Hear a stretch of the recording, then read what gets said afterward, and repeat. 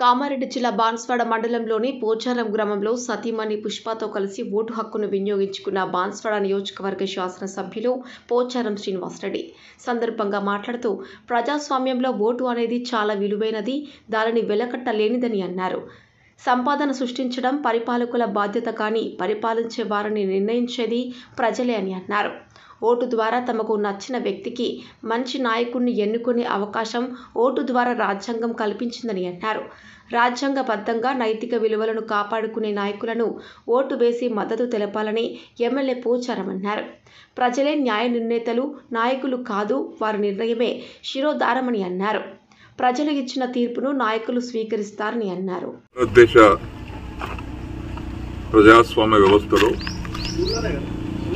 Vote అనేది చాలా పవిత్రమైనది.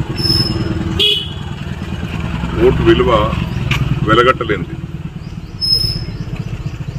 దేశాన్ని, రాష్ట్రాలను సంపద సృష్టించడం, పేదలకు వంచడం ఇది పరిపాలకుల యొక్క బాధ్యత.